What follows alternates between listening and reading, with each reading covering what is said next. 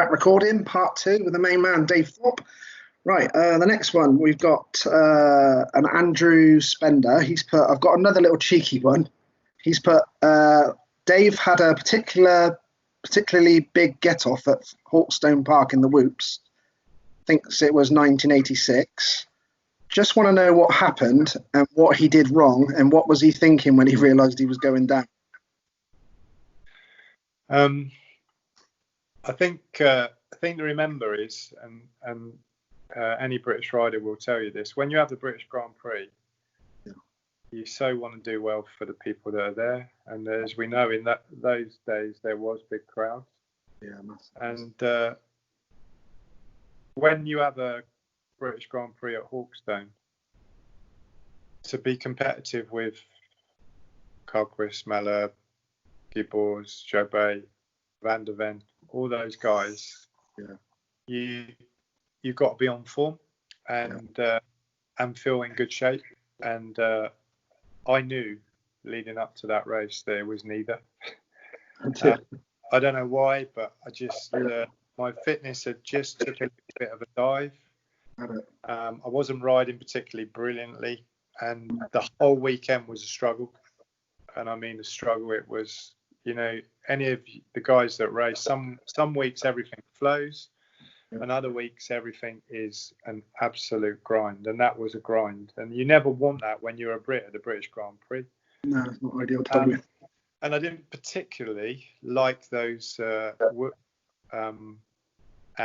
George, I never forget, George used to make him look quite easily, which made it even worse for me. And Eric for that.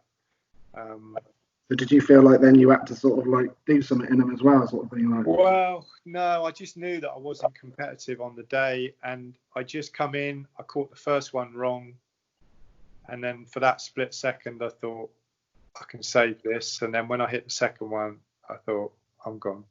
And then I banged my head, I rang my bell a little bit, and I remember the crowd shouting out, get up, get up, get up, and I got up and carried on, but it was a grind. Were the British GPs like a massive thing for you? Did you feel like the crowd and all the whole thing? Oh yeah, phenomenal. Like the Farley ones. If you go back, where do we go back? It's the first sort of Farley ones when I was on a Kawasaki. I won my first race at a Grand Prix there, and I kind of you as a Brit you love the fact that the fans are behind you. And I was quite fortunate because obviously at that time people used to travel a lot to foreign Grand Prix. Namur, you would argue that in some sections of the wood you were at the British Grand Prix because they were so vocal and out there. So I was very fortunate to have an amazing army of fans that just followed the motocross around. Superb, right? All that watching it as well. The next one I've got from Reg Owen. How do you feel that motocross has changed over the years, i.e. tracks from natural to man-made, and what's your view on them? I prefer a natural track, obviously. Modern day tracks, whether it be races or practice, have all gone quite jumpy. And I think probably people 40 to 60, that type of person that's 40 and 60 now, probably puts them off a fair bit from going to practice tracks. Hence why if you look at the enduro stuff now, that age group, they get oversubscribed very quickly.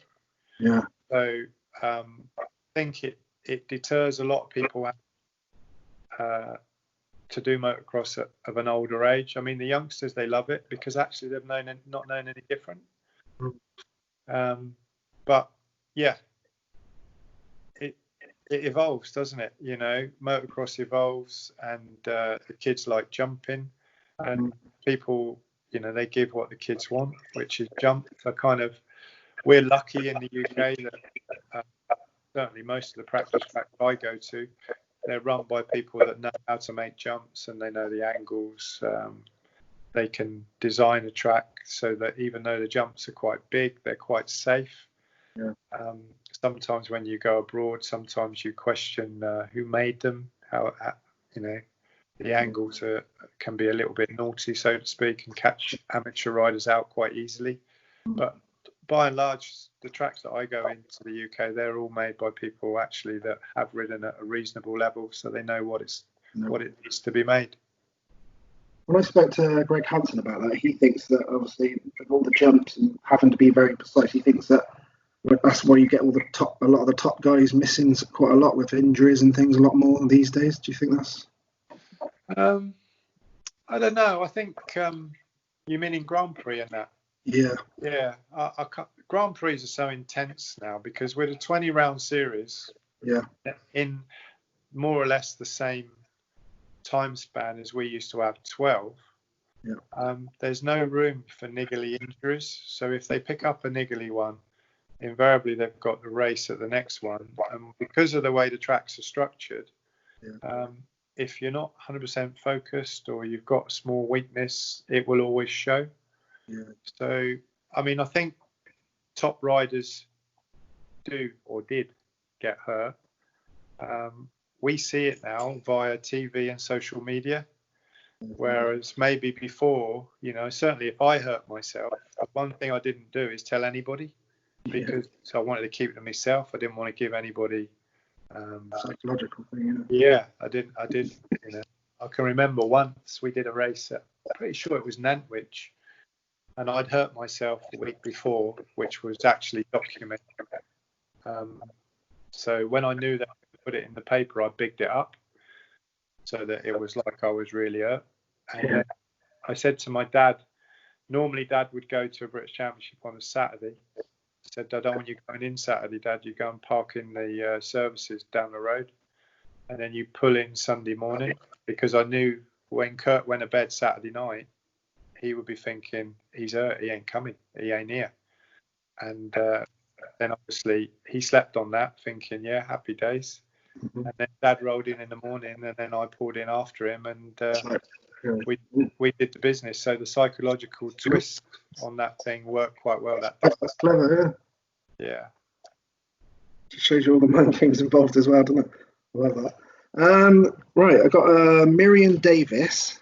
She's put, can David remember racing the British Championships? I've got to get this pronunciation right. It says Booth Wells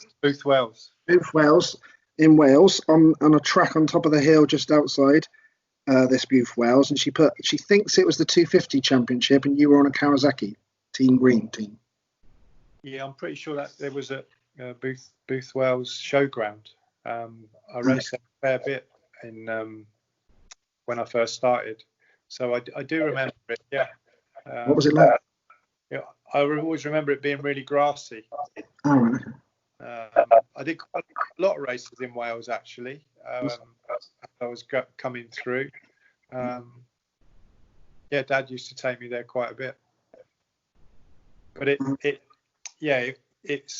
was on the old probably still is the showground. I think I don't know if they had a British Championship there, but they used to have a national there with a Grand National at the end. But yeah, it was good. That's good. Right, the next one I got from Sean Graham. Can you ask Dave what his favourite bike was from his schoolboy days? He's put, I seem to remember him riding a 250cc Red Rocket at Twin Shock sometime in them days. It's his personal favourite bike as well, and he had one in 98 and 92 and loves riding it. You'll remember that. Yeah, to be fair, the Red Rocket come when I went AMCA, not in the schoolboys. Oh, right, okay. So, I love that bike. I come from a 125 Suzuki through the schoolboys.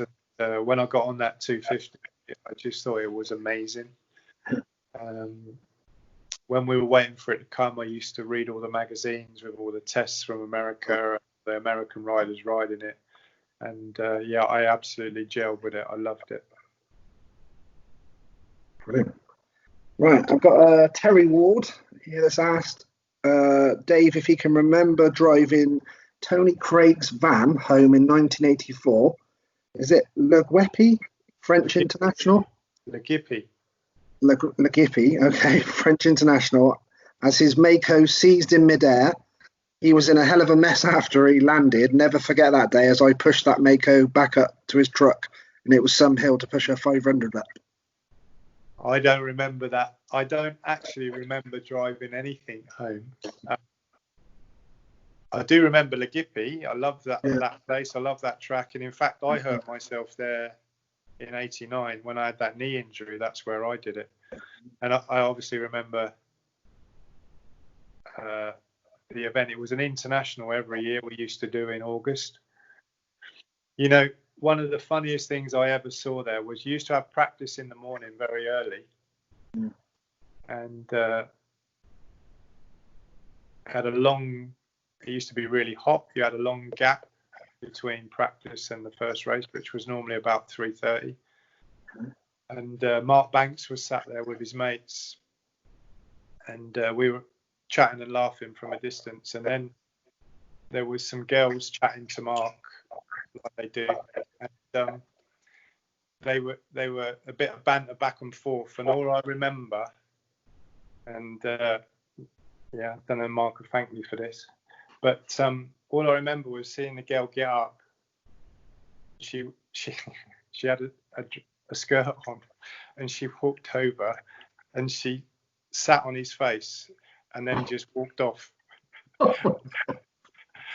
You can imagine a load of young motocrossers just standing there with our mouth open, laughing, and the only person that wasn't laughing too much was Mark. And that is one of the things I remember from Le Gippy from all those years ago. That's brilliant. Yeah, fun times. Sounds fun. I don't think you get away with it now. No, I don't think you would. It'd be on social media in about 30 seconds as well. It would be, yeah. It's a nightmare, isn't it? Some things it's good for, some things it's not so good for. Right, I've got Adi Cowshaw. He's got a couple here. He's put, one of them was, is there a favourite picture of yourself that you love and why? I presume he means racing. Yeah, I reckon it's one of his. Is that what he's hinting at? Is that what he's hinting at? Yeah, I remember. I know he's a photographer. Yeah. Is that what he's hinting at? I had many battles with his brother in the Remedies Bar series.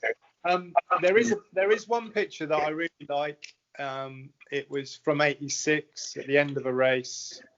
Dad's next to me, crowd around me. I've got my helmet off. It was a really, really hot day, and I'm just tipping a bottle of water over my head. And yeah, I really like that picture. It's nothing to do with action in terms of racing, but it kind of tells a story to me. Yeah. Hard race. Okay, cool. He's also put, when you returned to racing at the Remedies Bar Championship, I think you finished second in the first season back, but the next season you won. Did you increase your training, or was it just purely more bike time that was needed to put you back on the top? I loved that time for me. It's when I moved to Devon.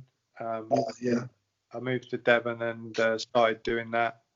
I'm pretty sure it was his brother that beat me in the first year. I think so.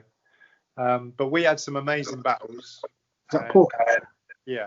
I raced with him in school. We had great battles in the Remedies Bar, and a great series in the Southwest. You know, really followed well. Lovely natural tracks. Yeah, they were good times. But his answer to his question is, I don't know, really. I think even in the second year, it could have gone either way. I don't think it was a landslide win by any means, but I just enjoyed to ride. I mean, I was 40 years of age then. So, yeah, nice to be in a race at 40 and be competitive. Yeah, definitely, for sure. I suppose, I'm going to ask you that. Was it sort of quite hard? Because I suppose, obviously, you had probably a lot of people on that line that was obviously looking at you. You were an idol, but obviously then you've also got that target of when you go back racing, everyone's trying to beat you at the same time as well. Just like, I beat Dave Thorpe. Yeah, but I don't mind that. I mean, to be honest, whatever made me special back in the 80s is long gone. And, I'm like most people. I'm just happy to ride a bike. I love riding a bike. I've got to the stage now where I don't race. I just ride. But but I just love to ride. Yeah, I just enjoy it. Right, I've got a question from Greg Hansen. Greg who? Greg Hansen, apparently his name is. He's put, right, to DT. I've told you my thoughts about this particular race. I know you said you can't remember it. I think he thinks that's banter when you say that. Well, what was your thoughts when you caught me with 3 laps to go? And I know he's talking about the race where you've been 2 years unbeaten in the British Championship. Is that right? Yeah. The one, I think it was, down in Cornwall. Mm-hmm. Yeah. He's put, what were your thoughts when you caught him with 3 laps to go? Can you remember?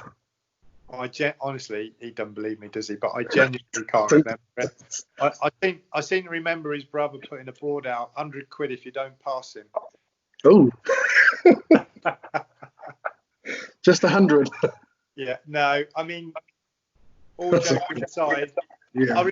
I remember bits of the track from that day. Yeah.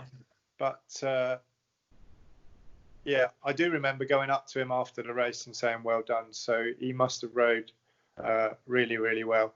And it's funny, because Greg, going back a little bit to what you said originally about the kids, where's our next world champion coming from? Yeah. People probably not understand, but when I used to race against Greg, Wheeler, people like that in the UK, British Championships, honestly, I used to have to try so hard to beat them. Yeah. And yet, a week later, we could go to a Grand Prix and I would lap them. And I didn't feel that I was trying any harder. Yeah. And I could never quite get that in my head. What is different about racing the British Championship or racing Grand Prix? At the end of the day, it's a track, it's a race. Might be a bigger crowd, might be a bigger track, but it's still. And I always used to say to Dad, I just don't get it. And he said, well, I think you subconsciously ride better abroad than you do at home. Yeah. He always felt that I lifted my game, but to me personally, sometimes to win a Grand Prix was far easier than fighting off Greg Hansen at a British Championship. It felt like, and I couldn't quite get it. Yeah.